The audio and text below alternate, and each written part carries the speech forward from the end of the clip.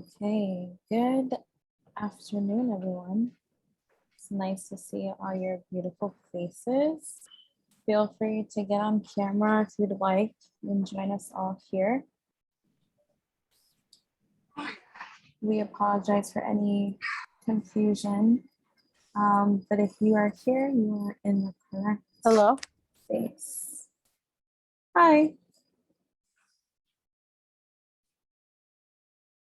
All right. So we can get started. Just give me 1 second while I share my screen. And I asked everybody, Jen, while we were waiting, to just drop their name and their pronouns in the chat, and one thing that made them smile today. Awesome.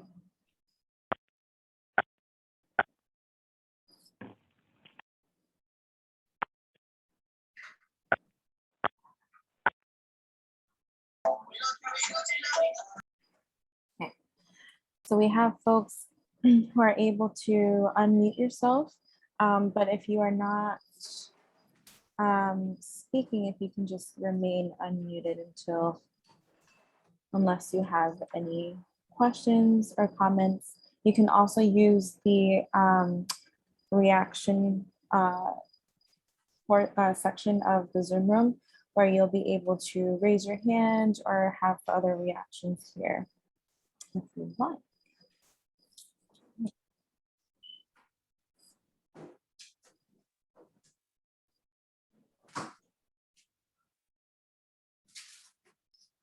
And I see family made people smile today. Somebody's grandson brought them joy today. Conversation with a close friend. One of the things that made me smile was my dog. Being optimistic, being flexible, loved it. Had an appointment with a client that had fallen on hard times, and she was still so optimistic and willing to be flexible. Loved it. Thank you for sharing that. Meeting with my colleagues made me smile today. It's football season. That made someone smile today. Hope we have some Patriot fans out there, or it may just be me, but that's okay. You're speaking to California folks, so I'm not sure if there may be Patriots fans, Jen, anywhere we go. So I'm just saying. I got a boo from Jim, but that's okay, Jim. No love lost. And yummy lunch that was served. We served our members and them enjoying it. And God made me smile today. Nina, I agree with that 100%. We woke up with breath in our bodies, and I am all right with that. All right, Jen, let's make sure we have critical mass and we can jump into it's 4:04. So let's give it another minute. And then we'll get started at 4:05. And I'm enjoying reading these. So thank you for sharing them. White Pony Express, who rescued, smiling because of an amazing team and COC. That's amazing. A landlord assisted with a broken oven. So let's bake. I hope you're baking chocolate chip cookies or sugar cookies. Found joy in the swimming pool after church. That sounds good and fun to do. And let me see, anybody else sharing? Smiling with gratitude. Such a great way to start the training and begin with. And it's 4:05. So Jen, I think I'm ready. Are you ready to jump in? Yes, let's do this. All right. So we are so excited and delighted to be with you all again today. This is our fourth learning series or race equity training with you. And I am Monique Price, the race equity subject matter expert for C4, and my pronouns are she, her, and hers. And I am delighted to be training today with you with my wonderful colleague, and I'll allow her to introduce herself. Hello, everyone. My name is Genesis Garcia, Program Manager here at C4 Innovations Racial Equity Design and Implementation Team. I am so happy to be in community with you all today. My pronouns are also she, hers.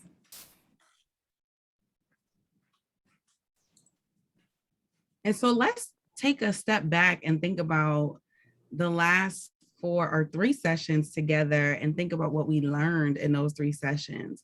And so in session one, we talked more about why it's important to lead with race, why now, why race equity in this moment, and talked about the historical context of housing and homelessness. We spent some time understanding what race equity versus equality means, and we talked about some anti-racism language and concepts.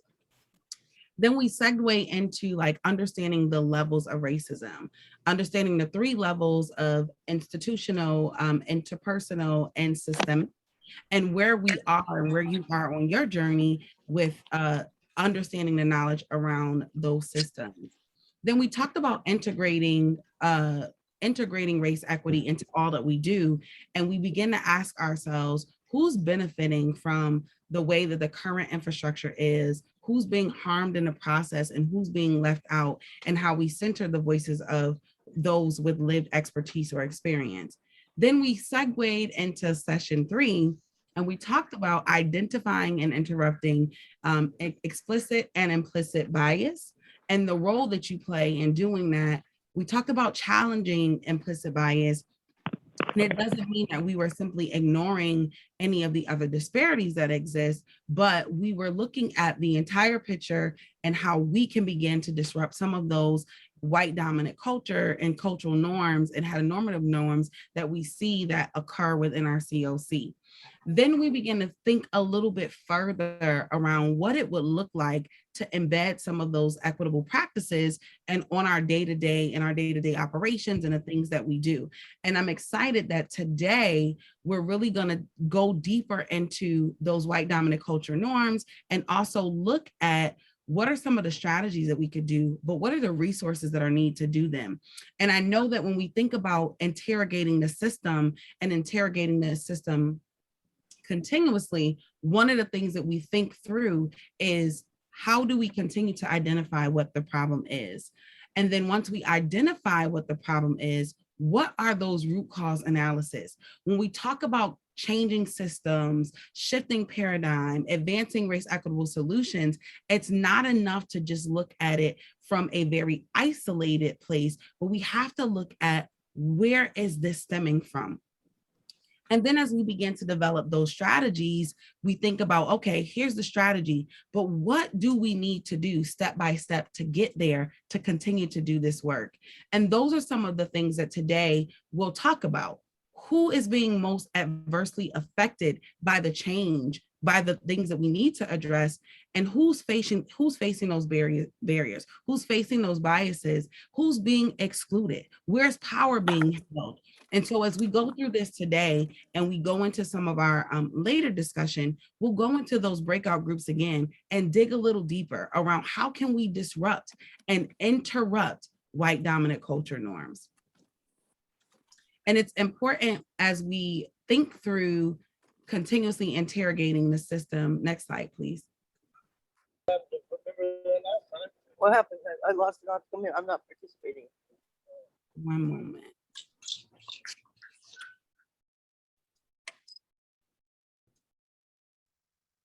And as we continue to look at how we move through and continuously to interrogate the system, we also have to think about the role that data plays. So it's not enough to say, let's just look at the hard, raw numbers, but it's also more important to even more so think through the role of that qualitative and quantitative data.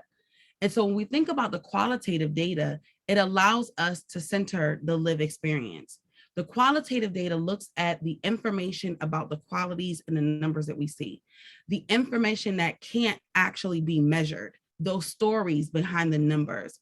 And this is where we use that both and method of thinking. So the qualitative data will tend to be more narrative. It'll tend to be more holistic. It'll tend to be more longitudinal. It'll also be the information that almost quantifies those numbers. It'll give you the meaning, the stories behind it. It can give you the expression of what you're seeing numerically.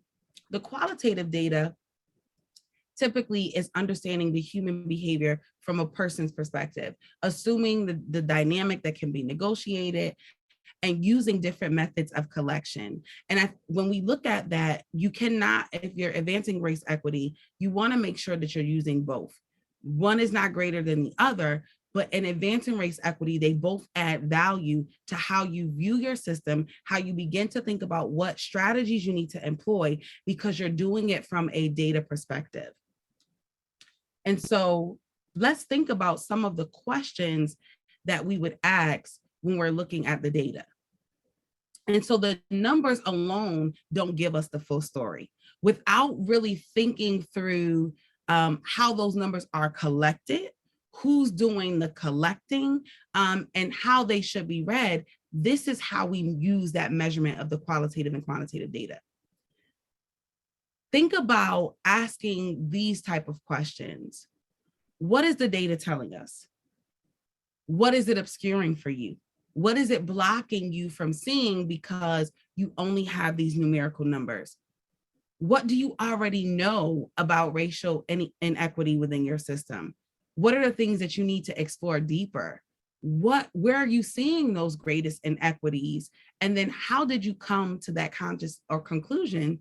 And then also, what more do you need to know? What's missing? And how would you begin to acquire that information?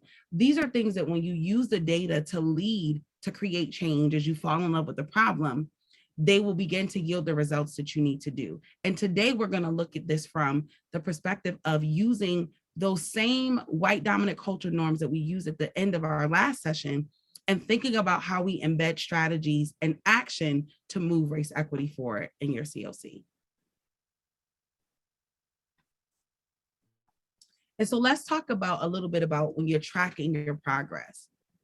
When you're tracking your progress, one of the things that you can always think through is who's better off? Who within your system is better off based on the changes that you made? I also want to make sure that we acknowledge that we know that we didn't come to this problem around race equity overnight. So it means that we have to really take this thing piece by piece, and sometimes one thing at a time, which is why we have to look at those root cause analysis. Think about what difference you were able to make. How often, how frequently are we going to look at this as 6 months? Are we going to look at this at the year? That's the continuation of continuing to interrogate the system. How much did we do? When we started this, quantifying, we were able to maybe house X amount of more people. We were able to look at these things, and how well did we do? It's not enough to say we want to advance race equity, pull a buzzword off the shelf, and then say because we're doing something, we're doing enough. You have to really, as a system, think about how do we continue to pull people in? Who are we missing? Constantly assessing who's at the table. And I think when you think about tracking your progress and you think about it from the perspective of who's better off, what's the difference that you made? How much were you able to accomplish? And how well did you do? You'll always find yourself going back to the table to say, okay, now what do we need to do next? Because there's always going to be something for you to look at, because this is the direction that we're going in, to make sure that we continue to move the COC forward, to make sure that we continue to center race equity. And I'm gonna turn it over to you, Jen. All right. Thank you, Monique. Right. So how do we move forward? I wanted to present you just an option, an example of a strategy that you could utilize after looking at the data, both qualitative and quantitative, to ensure and create strategies to dismantle or to close in the inequities within what you're seeing within the system and within the data that you're seeing. So let me just share my screen really quickly, and I'm going to show you a quick video.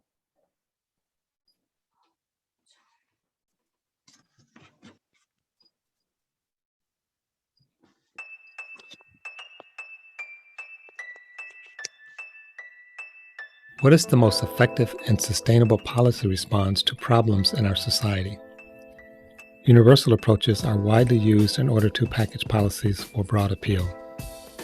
Universal policies such as Social Security and minimum wage provide the same benefits or minimum protections to everyone, regardless of status or group membership. everyone the same, universal approaches can't root out group-based discrimination and may actually deepen inequality between groups rather than reduce it. And by providing benefits or protections to everyone, resources that could be targeted to groups worse off instead flow to those who are better off. In contrast to universalism, targeted approaches are commonly used. Targeted policies provide benefits or protections based on group membership or status. SNAP, the food stamp program, conditions benefits on income level. The Americans with Disabilities Act requires public accessibility for disabled groups. And affirmative action focuses on historically disadvantaged groups. Targeted approaches are vulnerable to the critique that they unfairly favor constituent groups over the public good by directing resources to marginalized groups who are already subjected to unfair stereotypes. But universal and targeted approaches are false choices. There is a third way, targeted universalism. Targeted universalism means setting universal goals that can be achieved through targeted approaches. This approach targets the various needs of each group while reminding us that we are all part of the same social fabric. This can be accomplished by following 5 steps. First, set a universal goal. For example, 100% proficiency in 8th grade math. Second, measure how the overall population fares relative to the universal goal. In this example, we might discover that only 80% of 8th graders are proficient in 8th grade math. Third, measure the performance of population segments relative to the universal goal. So although 80% of all 8th graders are proficient, we might find that only 70% of Latinx students are proficient. Fourth, understand how structures and other factors support or impede groups' progress toward the universal goal. For our Latinx students, classroom instruction materials and lessons designed for English speakers may impede learning, including math proficiency. Finally, implement targeted strategies so that each and every group can achieve the universal goal based upon their needs and circumstances. This may take the form of ESL-specific math tutoring for our Latinx students, while another group may require a completely different strategy to achieve the same universal goal. Targeted universalism rejects a blanket universal, which may be indifferent to the reality that different groups are situated differently relative to the institutions and resources of society. By aspiring toward shared universal goals, targeted universalism empowers targeted strategies capable of achieving those goals while moving us beyond concerns over disparities alone and toward our highest aspirations for all.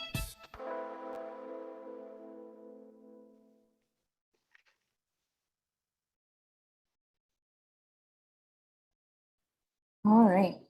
Thank you for bearing with me.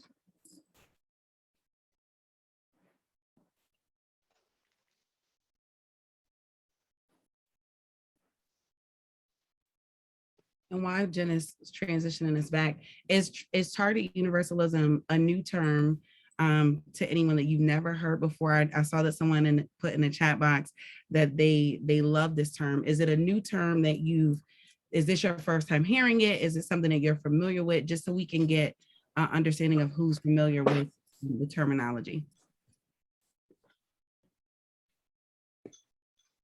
Perfect.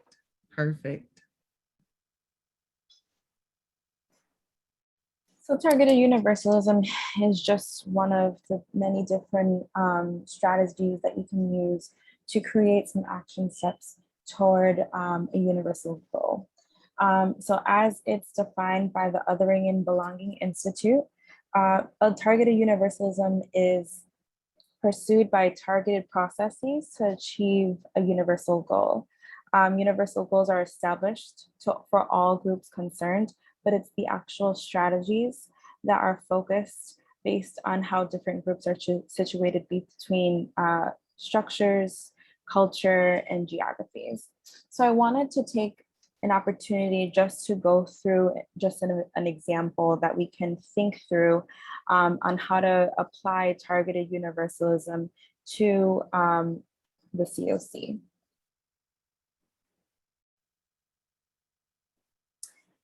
So you may think of targeted universalism as not having the one size fits all approach to folks. So we have a universal goal, and this is just an example. This may look differently. You could begin to think about and brainstorm different ways to utilize this process. But universal approaches cannot eliminate group-based inequities. But targeted universalism, it uses that universal goal and uses targeted approaches, focusing on those group-based inequities, so the needs of each group. So for example, we'll use a universal goal example of decreasing the number of people experiencing homelessness by 3%, let's say. Using steps 2 and 3, which is essentially in this case, looking at the data between each group in the population and population segments. So in this case, we're looking at the overall Black identified population within the Contra Costa County and the white identified population against those who are experiencing homelessness.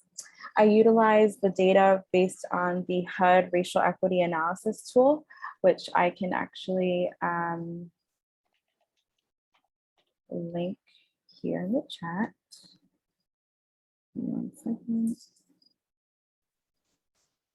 And so I use the HUD racial equity analysis tool that utilizes the 2019 PIC count as well as the 2017 census data.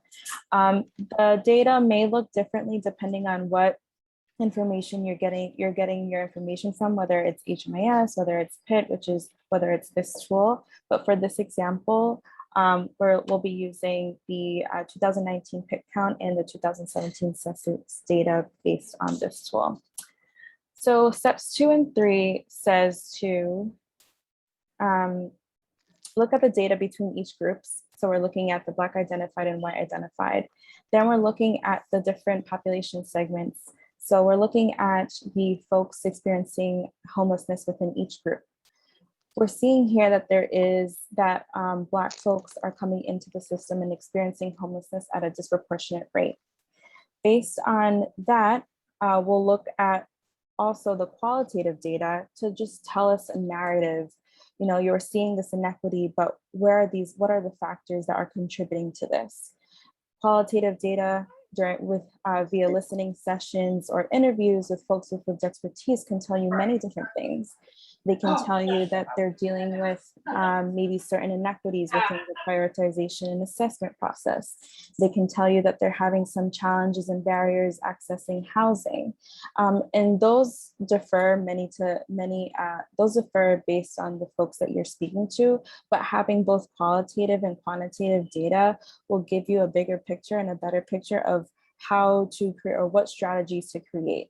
So we're seeing that there is a disproportionality with Black folks experiencing homelessness. So then that's steps 2 and 3. Steps 2, 3, and 4. Step 5 is implementing its targeted strategy based on those findings. So in this case, the example that I've put here is exploring and considering alternative questions within the assessment process that address racial inequities. Certain examples that other communities such as King County and Sacramento have used is 1, have you ever owned a home or had an apartment lease in your name? And so the rationale for that is that question helps inform housing history. So research has shown that people of color, survivors of intimate partner violence, young people, and transgender identified folks are more likely to not have had ownership or a lease in their name. Another question these communities have implemented within their assessment process is, have you ever been convicted of a crime that makes it difficult to access or maintain housing? So the rationale for that is to understand the legal impacts on housing options, locations, and help service providers plan for how to support people with a history of incarceration. And then because of that, research suggests that people of color are more likely to have been negatively impacted because of mass incarceration. So these questions are examples that other communities have utilized, and you may want to consider or maybe think about other questions that resonate with the same idea. But these questions are considering historical and current structural, institutional, and interpersonal racism that is occurring within the assessment process. But it also doesn't only necessarily benefit the folks who are historically marginalized, but it does benefit the folks, the general population that it may apply to. Sacramento has also utilized questions that ask about experiencing housing quality. They have also asked questions about employment and economic factors, including work eligibility, veteran status, career field, work interest. King County has established an interim prioritization work group to develop a supplemental question supplemental questions that may include criminal history, history of housing, and any conditions with regards to disability. And so we can put that all in the chat for you so that you can get that and copy and paste that. We can also send that to you as we're sending out all of this information to you. So the approach here generally is just developing a targeted strategy by focusing on those who are most impacted disproportionately.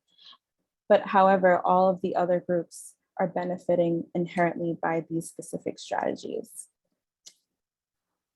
Jen, Another example, sorry. Yep. We had some good comments in the chat, and I just wanted to raise those. Leslie had mentioned, like, going back to the earlier focus, that the numerical data doesn't always reveal the intergenerational aspect, which I think is so true, Leslie, or the depth of the trauma, which is, trauma informed care is a whole nother, that's a whole nother topic by itself, that a person or one group may experience from homelessness compared to someone in another group. And then I wanted to also bring in Erica's comment around her agreement with Leslie, that it is like the examples you provided, Jen, is something that gets directly at the issues, and it's showing that there's a need to go beyond the current notions that we see to prioritize who's getting housed and how quickly and how efficient we can be. And especially, she says, if those ideas are not developed or developed with input by the people who with those experiences, who have those experiences and who are still grappling with the consequences of those issues. And those are the types of things that we should look for to identify on who's adversely impacted, and not just now by us, but in an ongoing way because of other interactions with other systems. And there is a lot of intersectionality when you think about systems and how they connect. And I just wanted to leave some space, maybe if anybody had anything that they wanted to add to this conversation, or even respond to what Genesis just shared around targeted universalism.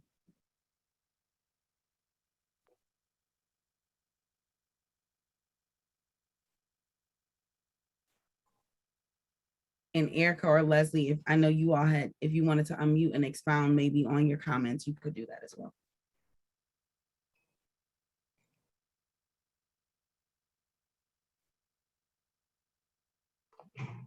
Hi, it's Leslie. Not necessarily expound on it, but when I think about it more, it feels so daunting to consider what each individual organization or piece of our system can do in the face of the bigger question, the intersectionality. So I'm energized to want to do it, but how can we do it as a system that then each of us contributes to the successful outcomes of this? How do we even identify and measure and pursue strategies to get ourselves on this path of targeted universalism? So. Yeah, I mean, I think back to, and I'm sure you've heard of this before, but this is an ongoing process. There's no one size fits all or a blueprint on how to really implement racial equity strategies that fit for all communities. And you have to allow yourself some grace because this is an ongoing process. You will develop some strategies, try to figure out, whether it's working for your community, and it may seem that it may not, and you'll have to go back to the drawing board. But that's the beauty of this work, is being able to continuously move forward and develop strategies to see when and where it will fit your community. And to Monique's earlier point, the data and the numbers is great, but it's not until you actually work with the community, work with listening to folks with lived expertise, where you can actually alter these strategies to provide some more narrative into it. Because how else would you realize if folks, don't have history of having their name on a lease, or having some barriers as it relates to attaining housing? If you're not speaking to them, the numbers can only say so much.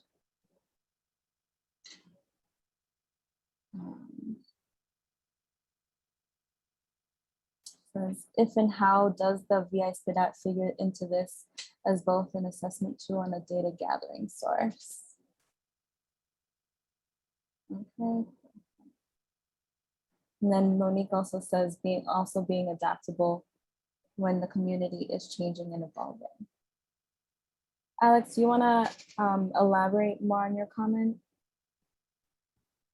Well, yes, just seeing as we're talking about sort of assessment and as a system trying to gather data differently, or different data to figure into the assessment, both as, better service and also sort of data, checking the data on the system around this. Just bringing that up just because that's the tool we're using, and I've heard arguments for and against it, but regardless, that's sort of where we are right now. And how, and Leslie, just building on your piece too, right, that we all hold different parts of the system, and so that's one of the tools that is used sort of across the system. So that's an interconnection opportunity for us, especially with the data. So just wondering, if or how we go down that road, or are we really just talking about, because I know that there are some, serious concerns about the VI SPDAT and its genesis. And so, are we talking about wanting to just, start fresh with a new tool? Some communities are still using the VI SPDAT, but are just adding those alternative questions to that assessment process so that the scoring levels out. And it may be something that different sections of the system can collaborate on what they're seeing. And I think it's important when you think about that prioritization, like you said, Alex, you've been using this tool for a while. You don't just say like, hey, we're going to start using a new tool tomorrow, right? But it's important to think about how you can look at what you're using and begin to modify or adapt. That adaptability is key, because you want to make sure that as the same way that those disparities are coming in, that you're serving people at that same level and rate. And then, right. And how do we get, someone has another question, and how on earth do we bring this concept and language to funders who are all about cost per person and cost per service type and return on investment? And what you do is you start to bring them into some of these conversations that you're having and really say, like, we're prioritizing race equity, and this is what it means, and this is what it looks like for us in our COC, and not have it as a siloed conversation, but say, like, as a funder, we want you to know that this is a priority for us, but give them, this is why, and this is why it's a priority for us, and this is the impact that it'll have in the long run if we begin to look at things differently. And it's scary, right? It's a scary thing to do and say, when like you said, like funders are very like, it's cost per person, it's cost by service, it's cost by type.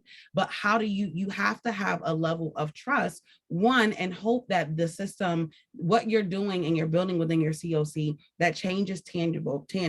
It's actually the only thing that's inevitable. We know that things are always evolving and changing, but you want to make sure that you bring them into it and tell them why it's important for you. Don't just say we're doing this because this is what the rest of the nation is doing, but say this is why we're doing it and this is why it's important to our COC, and bring those partners with you to the table, because there's powers in numbers. Bring the stories, and not in the tokenism way, but tell them that when we look at power within our COC and we look at who's holding the power, we realize that we needed to have people with lived expertise at the table, and we can't do that currently with the way our infrastructure is set up. So we need to change the way we're thinking so we give the power back to the people, and the people feel empowered to help us make our system better.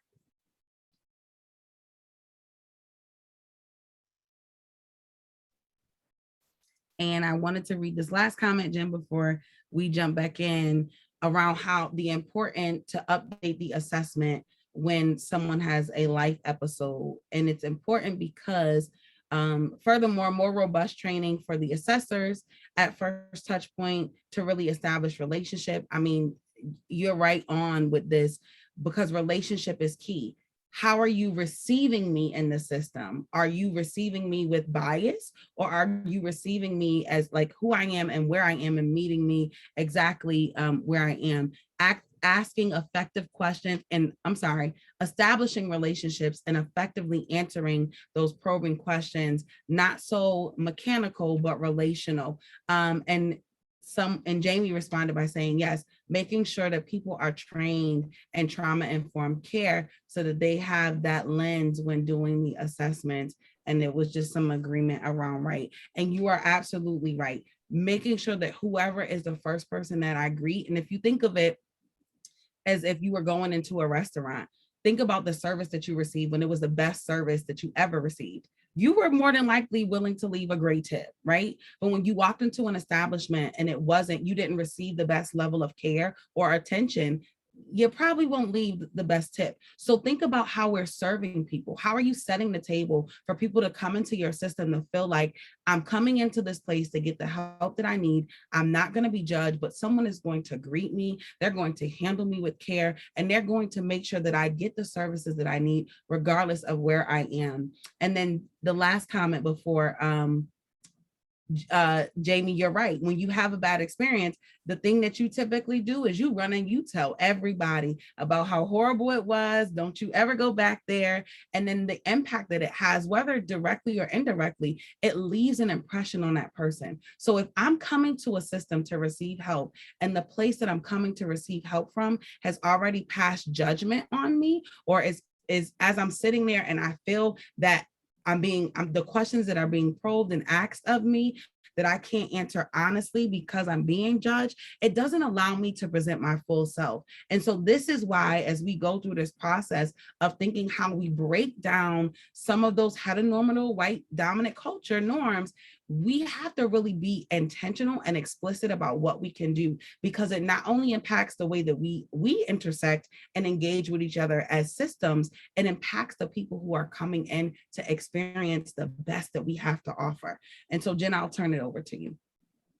Yeah, thank you. I was just going to say that another example is taking a deeper dive into data. So not only disaggregating it by race and ethnicity, but also looking at that disaggregated data and seeing how long it takes for folks to get housed, seeing if they're staying housed, seeing what kind of services and if they are getting the same services across different races of ethnicities, just really being able to do a deeper dive versus just looking at the general data and expecting it to share further information. So I just wanted to share that as well. And below are just some, oh, sorry, I wasn't sharing the screen. Here are just some examples on an equitable process. So looking at the staff administering the tool, thinking of the language and how culturally, in terms of culture humility, how is the language interpreting to many different populations and cultures, looking at the vulnerabilities experienced by Black, Indigenous, and people of color. So these are some examples, and we'll definitely be able to share you the examples that communities like Sacramento and King County are using. So now we're just going to go back to the conversation that we had in the third session when you were all in breakout rooms, and I'll pass it off to Monique. Before we jump in there, like when you hear Jen use the term equitable process, is there anything, if you could go back one slide, Jen, that when she shared or we shared some of these things with you on the screen that you thought about, like, you know what, this is something that within our COC we could potentially explore a little bit more, so that way as we go through, continue our journey together, we can continue to look a little bit deeper.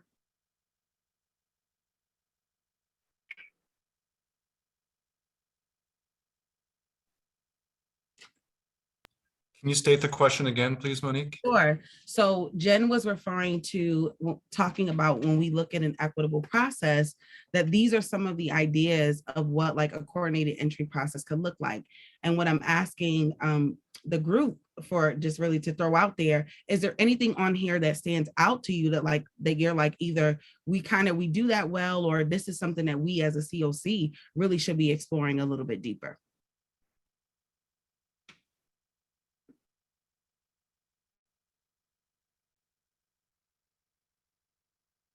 The word equal stands out?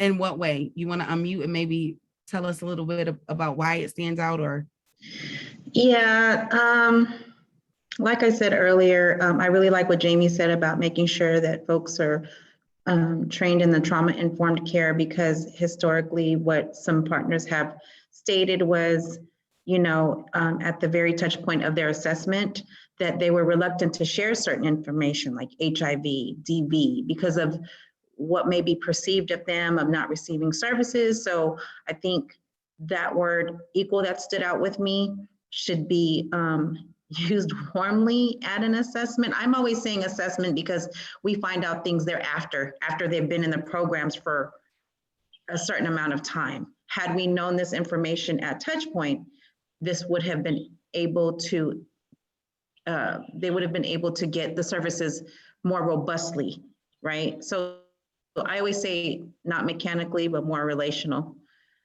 I'm just sharing with you what some partners have shared with us. thank you so much. And Joe, I see your hand. Yeah, I was just going to say this, the capture the vulnerabilities experienced by BIPOC. I feel like that needs to be,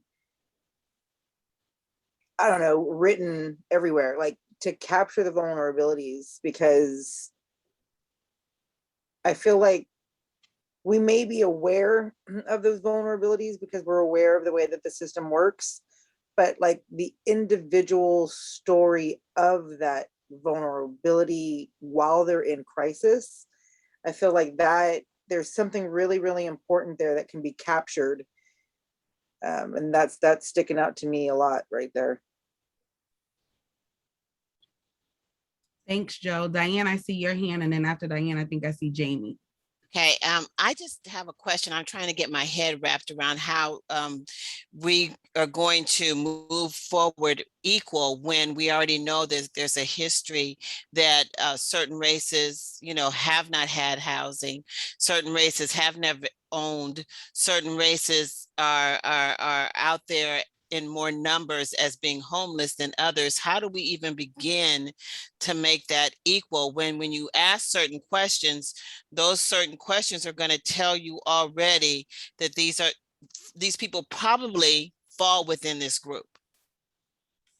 And you're right, Ms. Diane, it's equitable, right? Because, and Jen alluded to that when she was talking earlier, to say that when you have Black, Indigenous, people of color who are coming in at a higher level, then you should be serving them at a higher level. And I think oftentimes when we think about equal, and we've talked a little bit about this in a previous session, there's a difference between equal and equity, right? Like equality and equity. And you want to make sure that people are being provided equitable services so that they can be served at almost an equal rate. And Jamie, go ahead. I'm so sorry. No, that's great. I'm wondering if you can talk through a little bit more race as an equal predictor. Like what do you mean by that? If you can explain it a little bit more, I think I know, but I'm not totally sure and I want to make sure.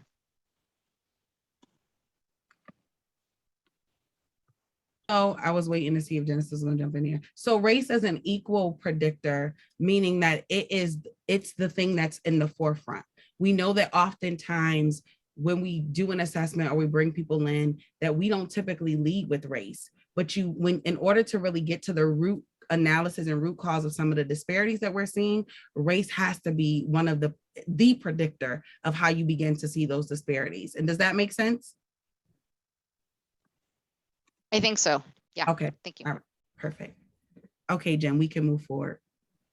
Yeah. And so, I just wanted to add to Leslie's comment. Yes, how can we add as much choice as possible into our system and who I work with and what kind of housing I have? So definitely.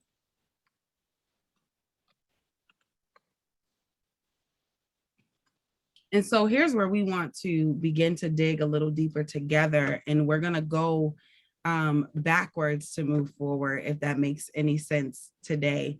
So the last time we were together, we went into these breakout groups and we talked about how can we begin to disrupt some of these white dominant culture norms, because we understand when we look at the way that we've been socialized, a lot of this plays into the way that we serve.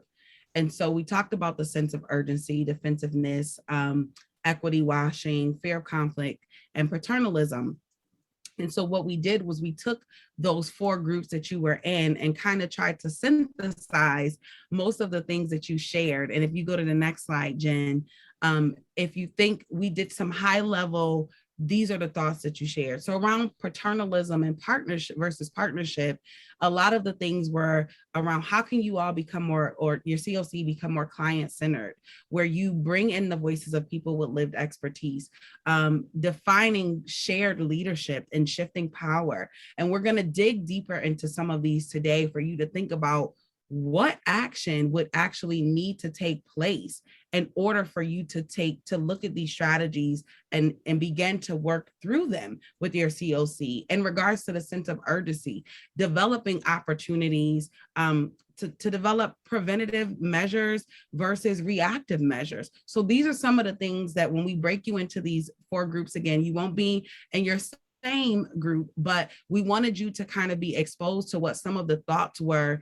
in those additional groups. Equity washing, evaluating whether the decision-making bodies at the table are reflective of the population that you are serving. How many people with lived expertise are at the table when a decision is being made on your system? Thinking about how to highlight and collaborate partners with lived expertise to make sure that it's done in an equitable way. Are we even compensating people when they show up the same way we show up to work every day? Are we making sure that there is a pay scale for that to happen, and not in a tokenism way, but the fact that we appreciate you lending us your expertise the same way we would show up as an expert in a space. And then creating a more transparent and adaptive process, creating new policies, looking at the ones that are currently existing, thinking about how you're cultivating an inclusive culture, normalizing equity conversations, and then creating those opportunities for you to do that interpersonal growth as well, because you play a role in how we move this work forward. And so because we wanted to demonstrate an example before we put you in the small groups, I am actually going to ask Jen to walk us through one of the strategies that we did not put in a small group, but just so everyone would get a better understanding of what you're going to be asked to do in your breakout rooms.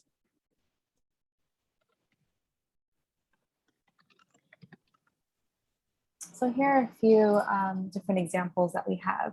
So before we can actually get through a whole action plan or racially equitable action plan, we need to think about what are the next steps towards dismantling these white dominant culture norms, but also what are the resources needed. You may find that some of the resources needed are out of your level, out of your pay grade. So you may want to say, for example, budget and allocate funding to hire a fellow to be a part of the work and decision-making that can result into professional development and hiring within the COC and system partners. For example, for that one, you may find that the resources needed is to actually have leadership for the board actually allocate funding to create a fellow position. So we can use that first example first. And so as an action step, it may just be create to, or I'm thinking maybe create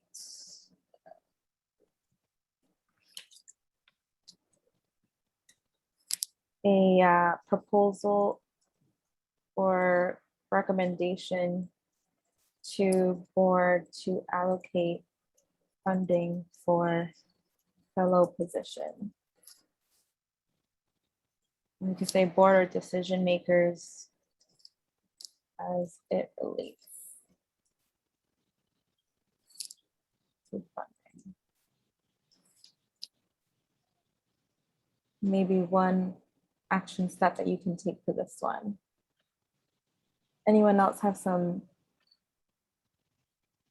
examples or ideas as it relates to this? I think Monique has one.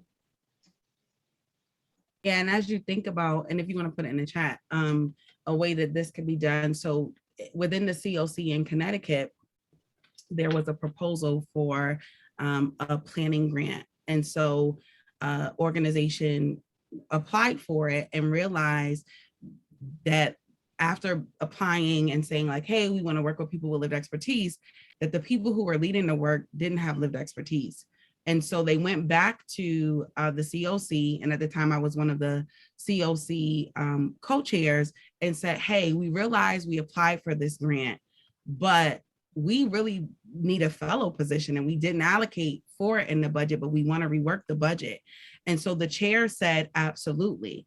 And I think when you think about funding and the way that things are funded, sometimes it means being able to step back and say, you know what, we know that we applied for this grant in this format, but we realized after that we were missing something and we missed the mark and doing it in an equitable way.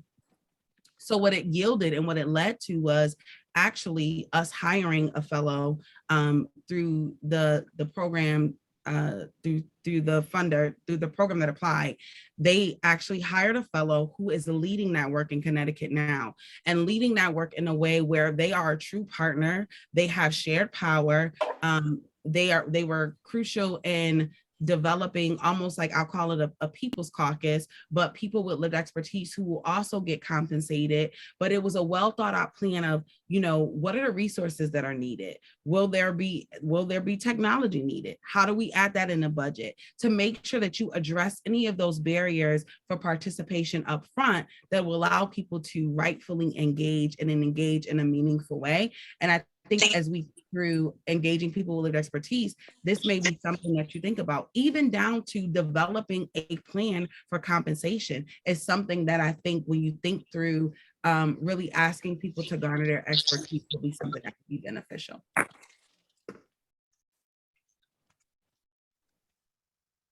And when you think about resources in this specific column of resources needed, it may not just be monetary resources, but it may be allocating specific responsible priorities, you know, creating specific work groups in order to create a strategy to develop a pay structure for people with lived expertise. Just to say that it's not only monetary. Staff person to help and manage, teach up the fellow, yes. And I want to, Jen, just add there too, that not only was there a staff person, but there was a team that was allocated to the person with lived expertise to support them in their journey throughout the work, to make sure that whatever questions were there, you know, that there was someone accessible. So not only employing the fellow, but also making sure that there was a team of people to support the fellow as well. Resources needed, the will of the decision makers. So buying in from decision makers is another great thing to add. Anything else that you can think of that would be a resource maybe to kind of address or combat the comfortability with white leadership?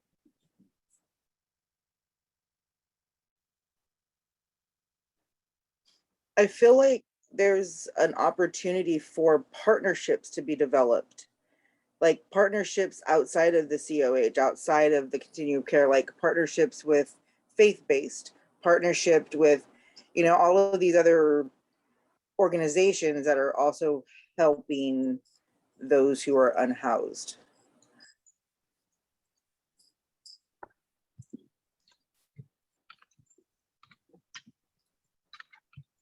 Anything else?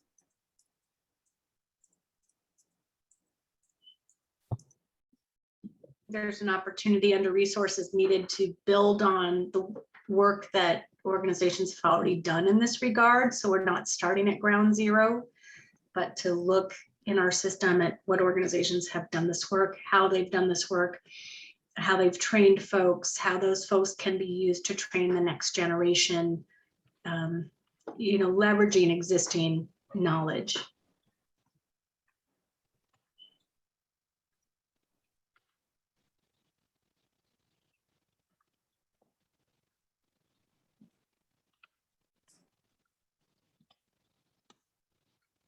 Thank you for sharing that.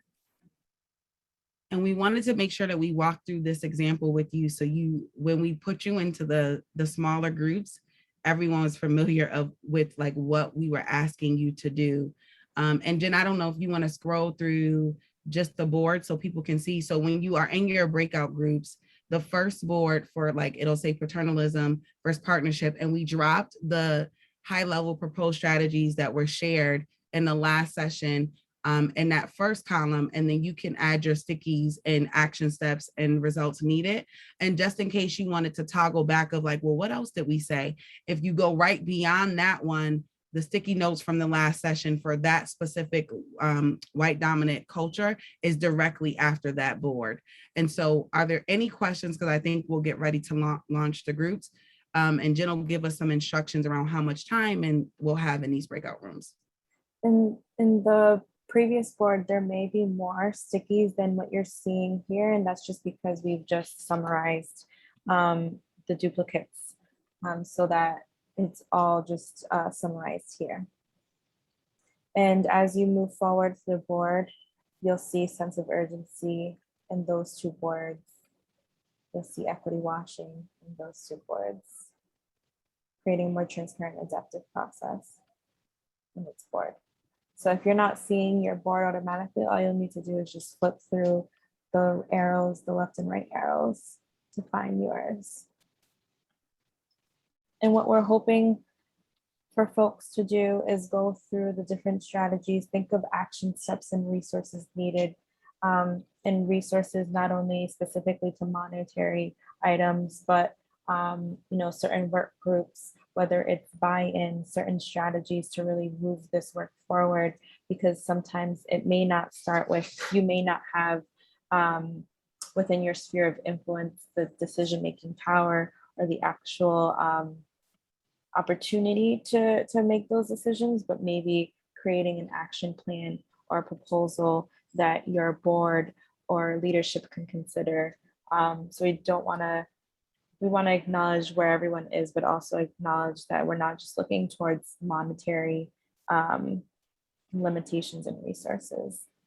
So we're going to break you out into 4 groups. If folks can go through each strategy here for each of their respective breakouts and board. Going through these certain action steps and resources needed. And then when we come back, if folks want to go through and report out what they've discussed in terms of the action steps and resources needed for each. You'll have about 30 minutes. So let's say we are at 5 o'clock now. So let's return at 5:30. If folks finish early, you'll have your 5 or 10 minute break, but we'll return here at 5:30. Monique and I will be jumping from group to group. So we'll be popping in and out to each group just to help with some conversation and facilitation. Right. Are there any questions before we launch the breakout rooms?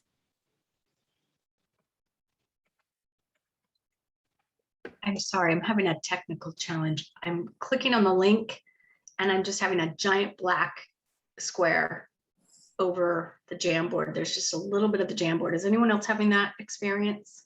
And maybe it's because everybody's trying to get in. I see people getting in. Maybe give it a second and then try it again. Let me see. Okay, thank you.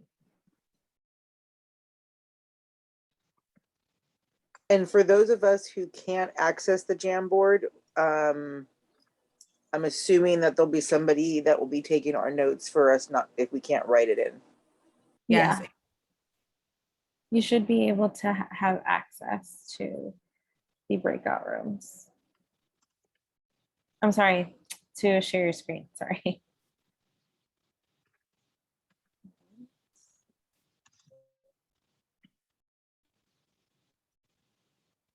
All right, so I'm going to open the room. If folks are having issues accessing a breakout room, please let me know. Yeah, I hit leave and I went completely out of Zoom. We haven't opened the room yet, so we're all still in the same main room. Sorry. No problem. And let's say that if folks can't access breakout rooms, some folks may have issues. It may be depending on your pop-up blocker, what have you. That is not an issue. We'll have a breakout room in the main room as well.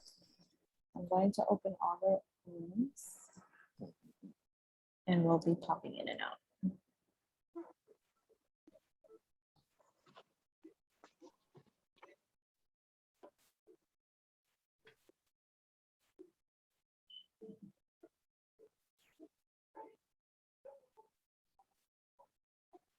So a pop-up should come up to your screen where it will say join breakout room 1, 2, 3, or 4. And all you need to do is just press accept and go into the room.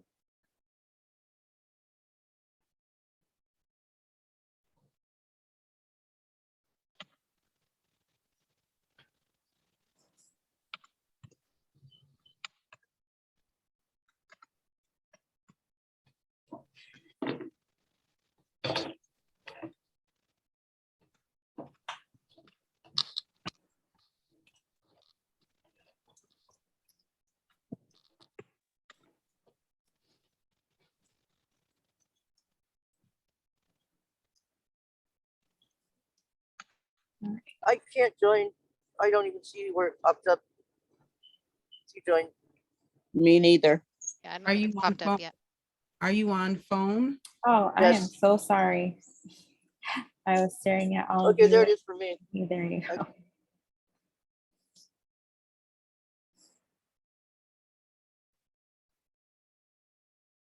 And we'll stay in the main room to just assist with anybody who's having trouble getting into a breakout room.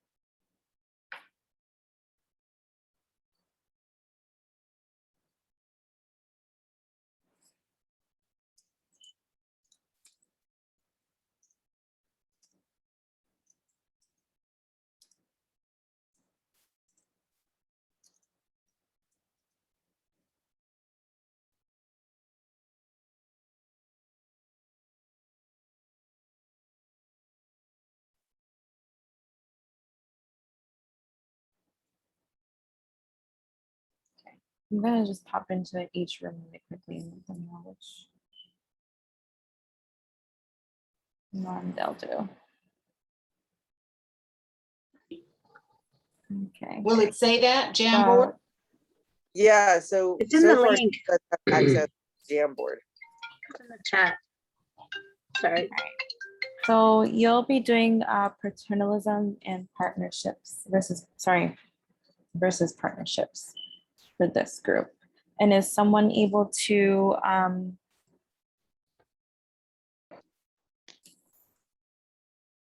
Hey, Jen, we were just trying to figure out what which topic we're supposed to pick. Sorry about that. We had previously done the breakout rooms for the other room that we first started off in and not this one. You'll be doing sense of urgency. Thank you. No problem.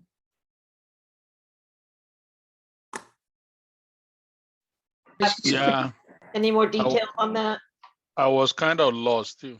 right. Paternalism and partnerships? Yes, paternalism versus partnerships. And if someone does have access to the Jamboard, if they could just share their screen. And then I that don't would, think anybody has access to the Jamboard. no one? We're a No, low I took tech a group. I Let took me- a picture. I'm sorry, I'm interrupting. I'm gonna try to go back. I and share and I open it. took a picture of what they talked about in terms of paternalism and partnership. Would you like me to do that? I do have access to the Jamboard. I downloaded it and then opened it, and then it popped open all the pages that they're talking about. So I guess I have access to it. It's like 13 pages. Yeah, But so yours would be only number 2, which would be paternalism versus partnership. okay, let me check. Yeah, this one. Yeah, I'm You looking at guys see this? I got this. Yep, that's correct. So all you need to I don't go, have I don't have the sticky ability. if you go to the arrow towards the left, Uh-huh. so at the This top where it says 1 out of 13, Okay. Hold on, let me get out of here.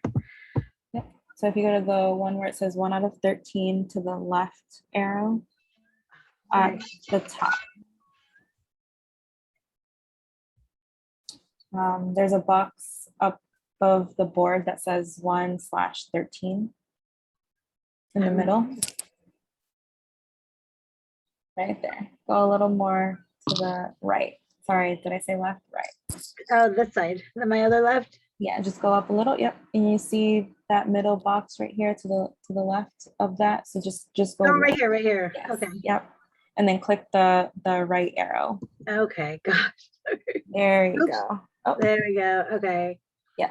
Here we are. This is us. And And I'll be back. I'm just gonna check on the other rooms. thinking. All right. Hi folks, sorry about that. So we had created the breakout rooms, but it was actually for another room that we had. So you'd be doing equity washing. So if you just want to click the arrow to the right, and then you'll see it after this one right there. Thank you. No problem. More information on this sheet since it's still thinking. Do you know that, or is this what it is? Yep. So you'll be looking at those strategies and then thinking of action steps and resources needed for each.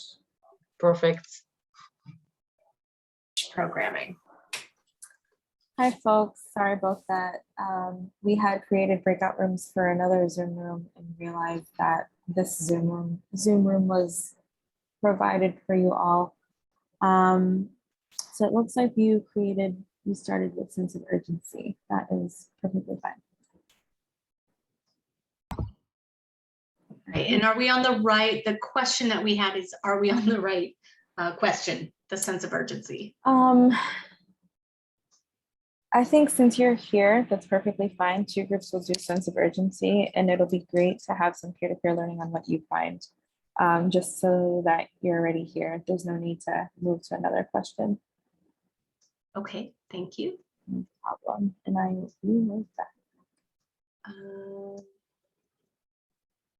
And then someone added no tolerance area for inappropriate and discriminatory behaviors. Okay, so someone's adding have policies requiring agencies to participate in regular trainings. And I think what's probably happening is the other group is adding as we're adding, since she said now 2 people are doing this. So I think we're seeing their additions. Maybe we can color code. Yeah, I'll make ours green. Yeah, that, or you can go to board 8, and that would be a different board if you'd like. It's up to you.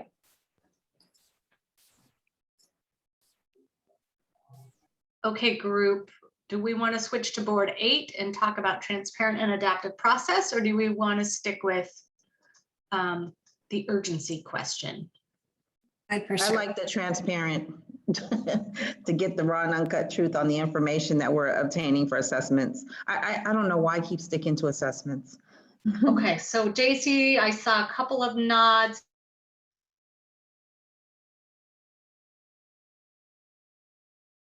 All right, so folks who are here, I believe it's because sometimes Zoom has a technical difficulty where certain people access Zoom differently, and they're not able to access the breakout rooms. So what we could do is we can just create or go through a board ourselves and compare notes as it relates to different white dominant culture norms.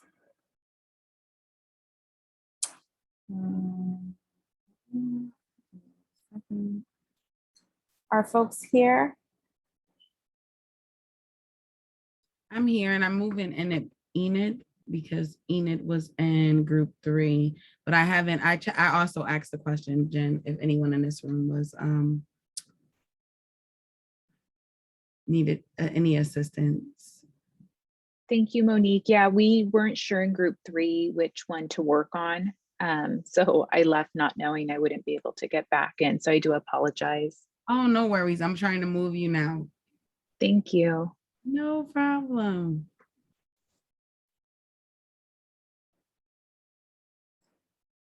And for the rest of the folks that are here, we can work on a board together. Perfect. And I don't see, Jen, can you assist me with moving Enid back to room 3? I don't see it coming up on my side. I just moved Enid. Enid, I just moved you to, so I'm gonna move you to 4, and then I'm gonna move you back to 3, and then something should pop up. Okay, thank you. No problem. Let me know if you're still having any issues.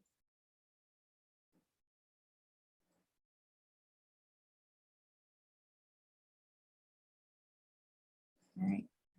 For everyone else, is everyone else still here? Are you having any issues? This is Anid. I'm still here. Oh, okay.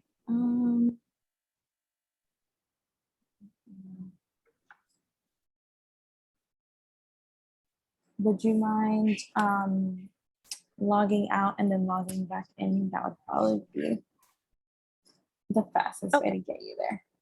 Okay, I can do that. Okay. Thank you. No, I'm sorry about that.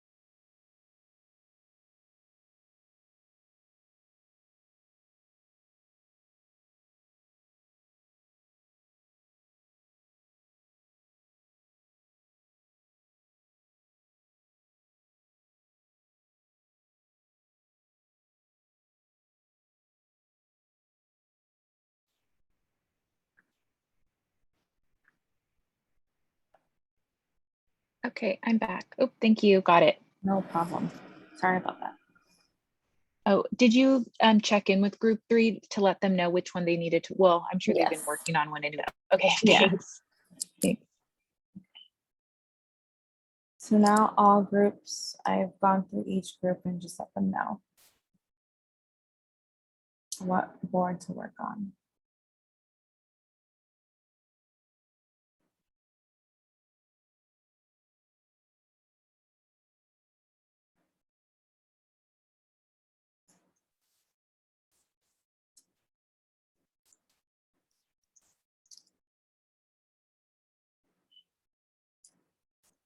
Perfect. So we're good, Jen?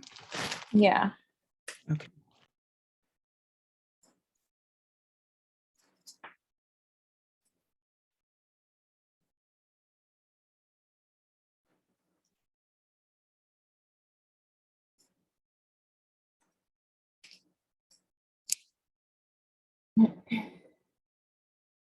To where, again, you become the student and not the teacher, the leader, or the power structure. I say that's a big shift in any organizational culture, to begin to prize and elevate the consumer. So Susan, is lived experience key to your prerequisite for someone to have a leadership role? Yes.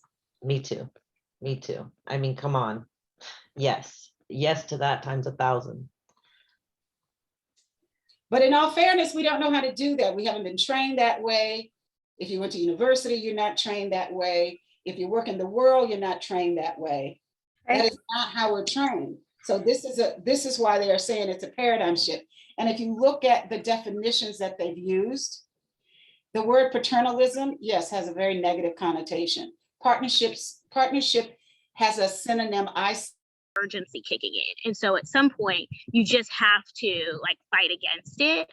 And I think it goes back to what the group was saying a little earlier on the action steps, is like creating those policies and creating a procedure. Like when we do this thing, this is what all is involved. So no matter what, no matter the sense of urgency, we are still forcing ourselves to take the time and do things right.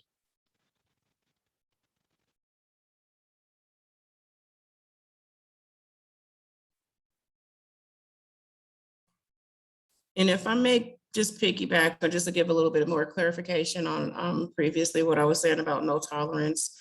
I was speaking more, I definitely like Tony's feedback to that. Thank you. And I was speaking more in, I guess, a basic way of, if I have to sidebar or whisper, I may be doing something inappropriate. Like if we can just kind of hold ourselves accountable right there, we may not know or may not be sure, but it's a reason that maybe I'm walking on eggshells and not saying work within your community. So the collaboration part, it takes a village. It takes all of us to work together. So have those relationships and those partnerships. Oops. Sorry.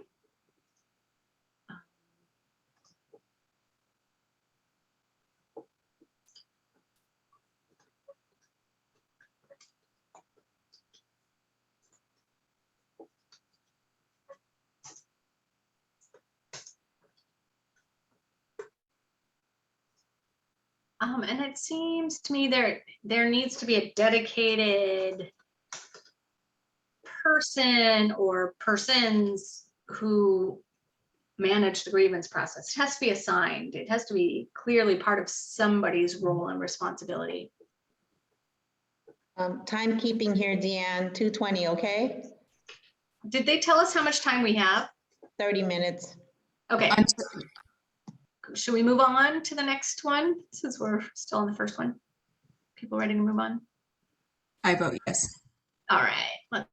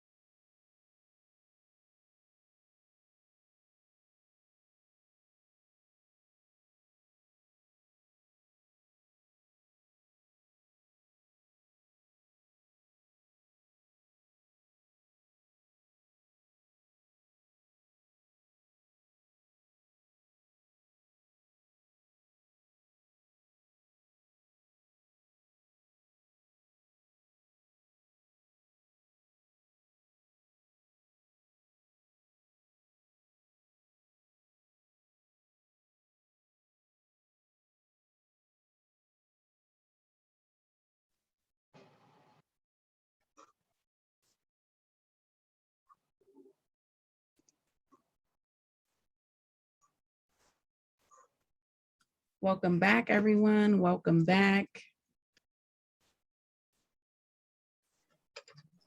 Looks like a few folks are still trickling in, so no problem. The breakout rooms are closing in 30 seconds, so we'll give another 20 seconds for folks to come back in. And just want to acknowledge, thank you for bearing with us. We've had some technical difficulties, so thank you for your patience today.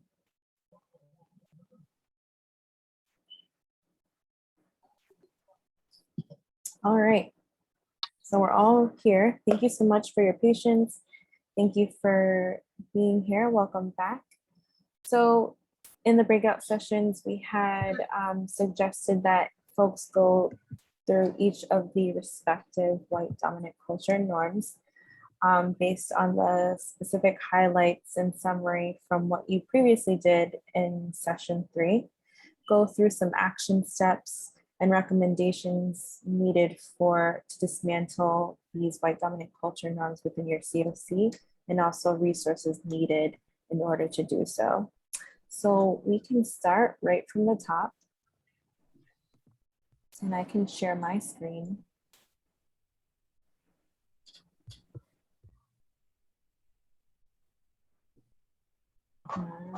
So it looks like paternalism versus partnerships is first. And so who will be reporting now or taking the lead?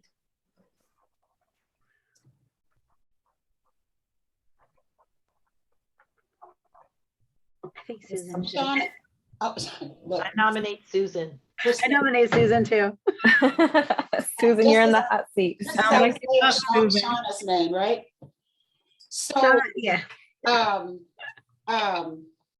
We spent some time getting clear with one another, or did we have shared definitions about these breakouts, this client-centered, shared leadership, education, and we're pretty much into alignment around shifting the paradigm where the consumer becomes the leader and the person that's supporting the consumer becomes the mentee.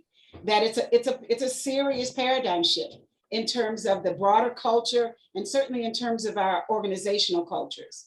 And that in order for that paradigm shift to work, organizations and their staff need to buy into that. And buy-in is not the word of choice, it's just the word we all know. It means you have to align and get on board genuinely and authentically for the paradigm shift to be real. There is, and ways that agencies can do that is to rebrand their image, where they make that a mission that is very, very public, where they acknowledge the inequity of the past and put it into all their literature, how they show themselves to the world up front and large and in charge to say, yes, this is a paradigm shift. Get the paradigm shift. You have to speak it, be it, and print it. That the consumer is the driven partner. They drive the partnership. They train about what partnership means. That listening is one of the most vital skills, as well as your LCSW, it is probably as important to that. Mostly human beings listen to themselves. In a consumer-driven partnership, you take down lead role. And I say that that's going to take some work to think that your degree does not give you leadership potential and or standing. What it gives you is support, standing in the area of support, that if you become excellent at that, then that's the piece that's needed in the agencies. That we have a keen, we've done that, keen understanding of listening. And then there was this whole conversation that we got cut off in training. Like, who needs the training? What's the training about?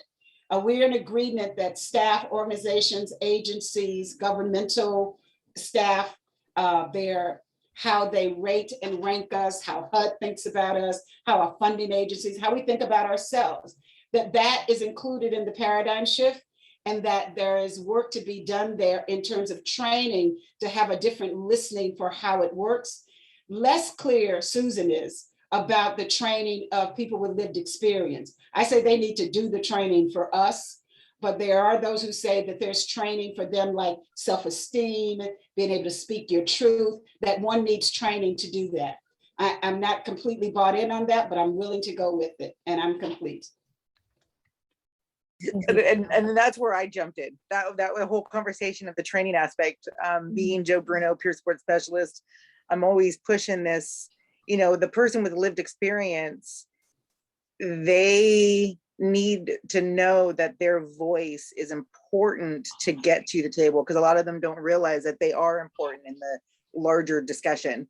And so like there's just the training behind that is, you know, how to tell your story in the message of hope, because that's really what, yeah, it's the storytelling aspect, it's the message of hope, and all of that good old peer support stuff that I'm all about. So and sometimes it's more professional development for them than it is training. So in other words, just being able to have that professional development to, you know, tell their story in a way that it's not traumatic or very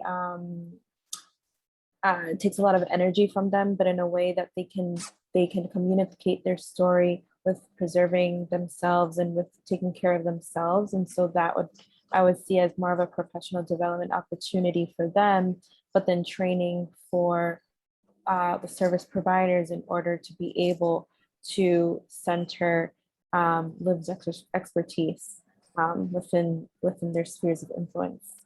And as Monique said, not tokenistic. So thinking of strategies to ensure that it's not just tokenistic.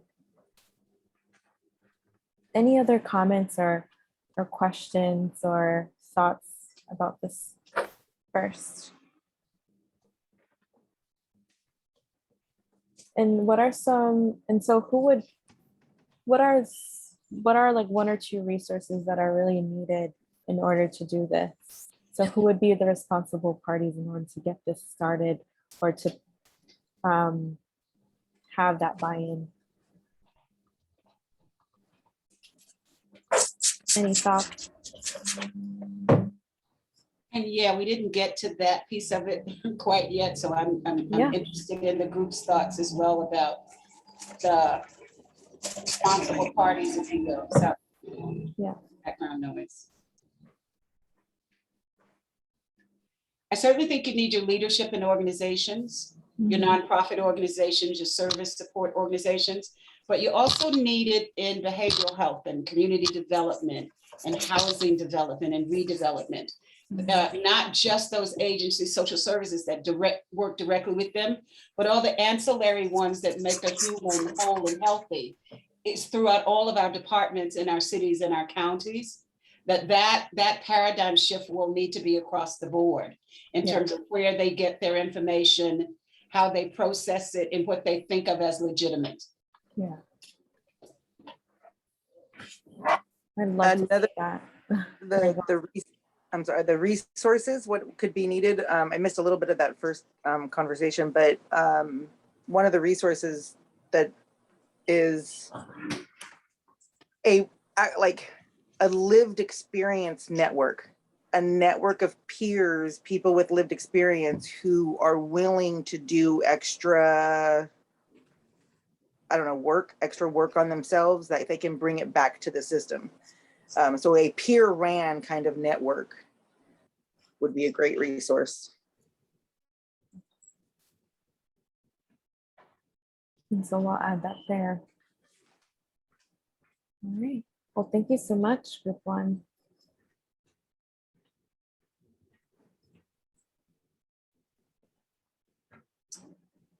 All right. Group two, with working on sense of urgency. Anyone want to take the lead?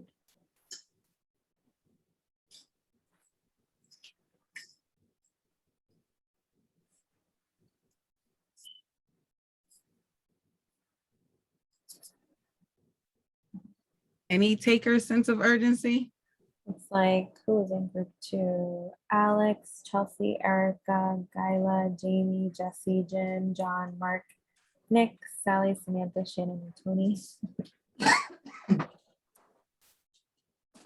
Well, I'll take a stab. I took the notes, but we did have some great conversations, and I'm not going to read through the notes necessarily, but just, you know, one key area that we talked about first, was just sort of against the sense of urgency, is just really slowing down and taking time to think through things to get to the root causes using an equity lens, and then maybe having that, you know, translate into having us name a few system-wide goals. Like, what does equity look like to us? Like, really describe the one or two things. Is it proportionality around unhoused? Is it, you know, taking a look at demographically days from enrollment to being housed, or recidivism? And knowing that it's not going to be perfect, just pick one or two, and how can we all chime in on that together systemically, like having the system-wide goals, but also on the micro level at each agency. How are we all doing it? You know, and then sharing those resources, right? If one agency is doing a really good job, well, what are they doing, and are they willing to share that? And is the system, you know, willing to rise together? We also talked about, you know, sort of internal to organizations, like having a sort of a no tolerance zone, or just really being able to hold people accountable to what's being said, and to question comments that are sort of whispered behind the scenes, to really, you know, bring this out, to really talk about what's going on, and respond to it quickly and tangibly. And then I'm going to just sort of pause here. Anyone from the group want to chime in?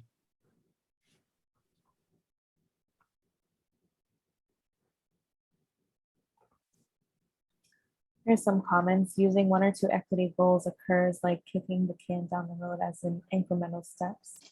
I would love to see a policy that feels like affirmative action meets transitional employment and apprenticeship in order to change leadership qualifications. Lived experience is key, not educational pedigree. And you are doing a great job, Alex. Thanks. Thanks. I think it's important, Jen, too. Alex brought up a great point of pausing, right? In that course correction. So understanding the difference, even in, as you said, like, this is our shared language now as a system. This is what we believe equity looks like to us. And anybody who's a part of this network, right? What's your commitment to it? And being really, really explicit about that. So there's no question about it. This is what we're doing, and we're clear about what direction we're headed in. And Deanne said, can we as a community use the word recidivism? Can't even talk today. It's generally used in the context of criminal justice and implies people going back to jail, but it seems to have an overly negative connotation and conflates homelessness with criminality. Would like our community to use return to homelessness instead.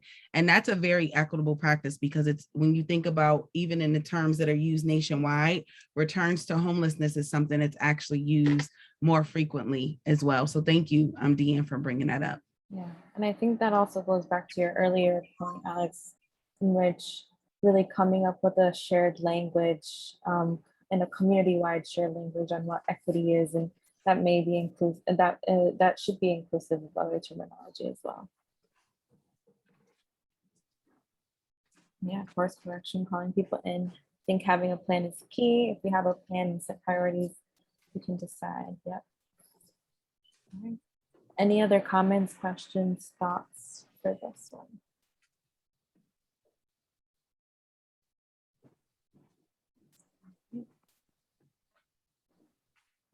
Equity washing, group 3.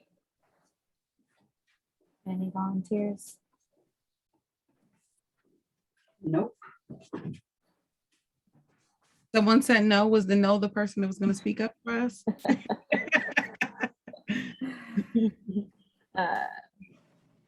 Betty, Corrine, Cynthia, Elizabeth, Need, James, Jennifer, Jenny, Lauren, Maddie, Peter, Silva, Stephanie, Valerie, Mejeline. Anyone? Okay, I will do it. I was also the note taker. We talked about this, of course. We often came back to the word training, training of everybody in the organization, seeking involvement from client and frontline staff. We talked about creating a committee to help decision makers make sure everything is correct, and to point out the elephant in the room, if there is any. I can't even read my own notes. Include staff in the decision making. So if there is some sort of a route that the decision takes, make sure there is an extra step in there that involves staff members as well.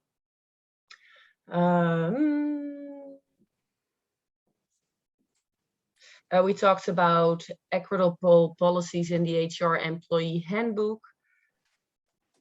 And there are more notes on it, but if someone wants to highlight one out, then you're welcome to.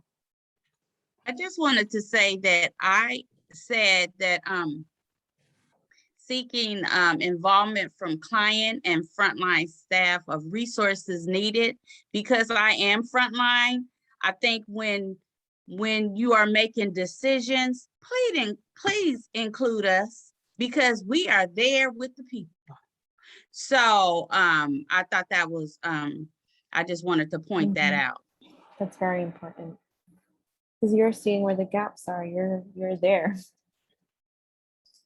Definitely. I think a lot of also the other comments here are really getting on the same boat in terms of mission and approach. Having that shared language, again, very important when it comes to knowing the mission.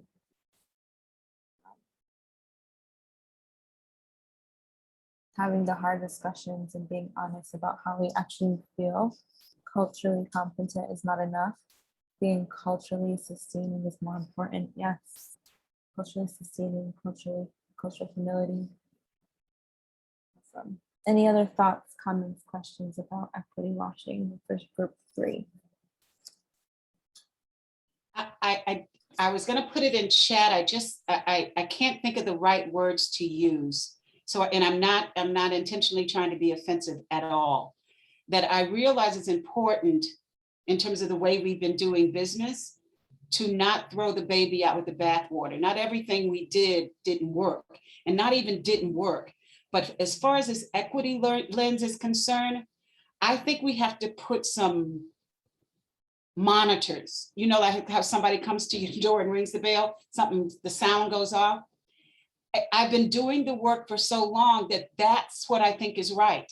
That I get concerned when we who've been doing this work are the ones who are speaking about how it ought to go. That's more of the past paradigm. And I don't have an answer for it, but I think we should check ourselves all the time and every time about our interpretation of what we think is needed, what's going on, and what's the response to that. I'm complete.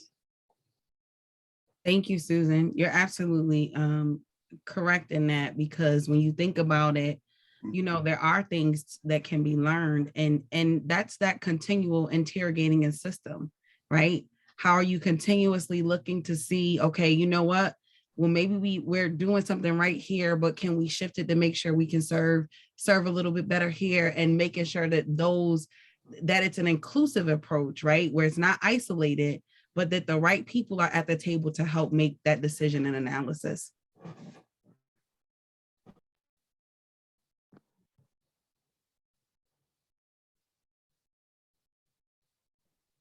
Right. Group 4, creating a more transparent and adaptive process. Any volunteers?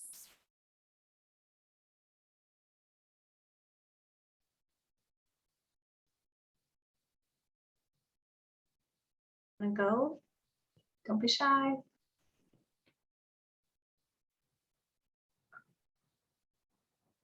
So I took the notes. I can try to represent us.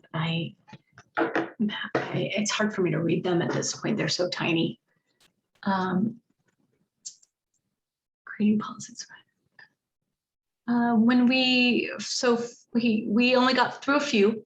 We didn't get all the way through our list, but for creating policies that provide an equitable grievance process, We talked about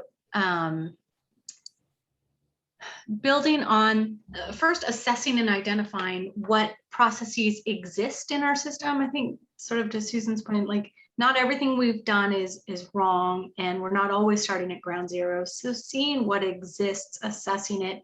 A common theme for us was making sure there's lived experience consultants looking at everything, looking at those processes, determining who's involved in making those decisions, looking at equitable decisions, looking at making sure that there's transparency in what the process is, what the time frame is, who's making what decisions, who you're going to hear back from, what the feedback mechanism is, making sure there's safety so that folks who are trying to file a grievance aren't having to file it with the person or the agency that they may have a grievance with, and just really looking at it holistically. And resources needed were making sure at the end of the day that there are dedicated persons or people or agencies that are responsible for kind of managing and reviewing regularly those grievances, that we're not, that we bring them out into the light of the day. That's really important. Cultivating an inclusive culture. We talked a lot about, again, looking at what exists, what practices exist within our system or within our agencies that we can lift up and emulate, making sure that, again, there's lots of lived experience voices in a lot of ways, that they are formalized, that they are paid, that there's really clear mechanisms for honoring and including those voices. And I can't remember what else we wrote. And that, you know, a couple of the agencies that have done a lot of this work internally talked a lot about the importance of having outside expertise to guide these conversations, and that takes a committed investment. And then we got through normalizing equity conversations and learning, and just talked about making sure that we're having equity conversations, asking questions, showing open curiosity at all levels of an organization is really important, at all staff meetings, managers meetings, one-on-one supervisions, that not necessarily assuming you have all the answers, but opening the conversation and the questions about what's missing, what are we doing wrong, where do we need to course correct, what data do we have, and those sorts of things. So that's where we ended. We didn't get through the last one. Does anyone in the group want to add? And adding the continued trauma-informed care sessions and trainings for staff ongoing. You know, there's a turnover of staff from burnout. So making sure that, you know, the staff is effectively trained with the resources and the tools that they need to provide ongoing support to the individuals we're serving.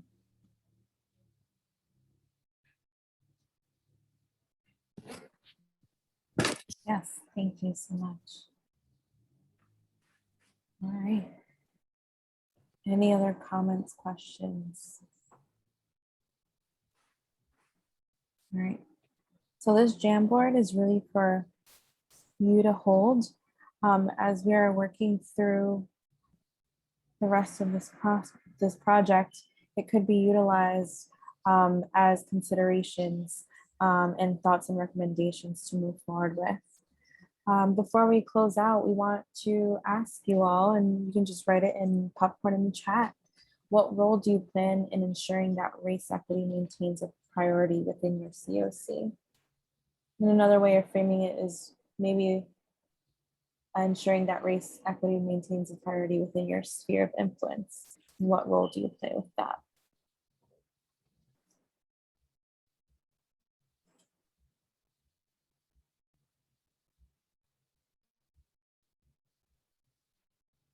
An example might be continuing to have or ask the question about who's involved. As long as I'm serving in this capacity, consistency is key. Thank you. Anyone else? Keep telling my story, empowering others to tell their stories. Powerful.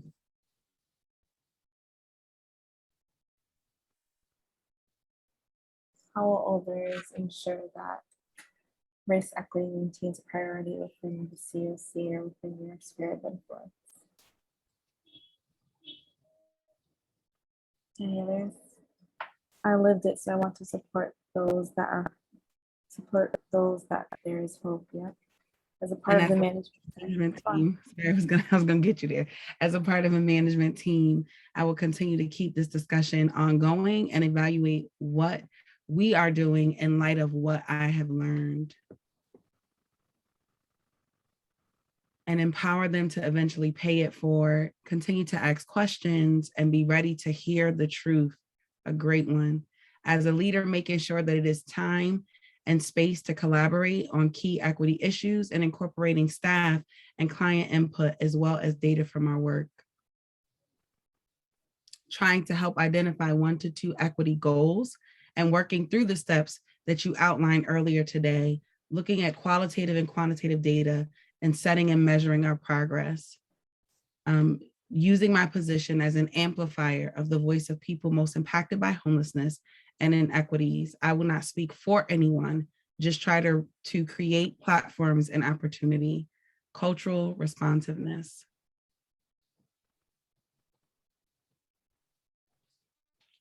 Be the listener, give up title, be a student, let go and be led, empower, connect, communication with buy-ins, holding these ideas and recommendations and bringing them back to the community, challenging us to consider and do these things regularly, continue to learn and share what I've learned, continue to ask questions of those with more influence, and even if I can't change their mind, to give them a different perspective.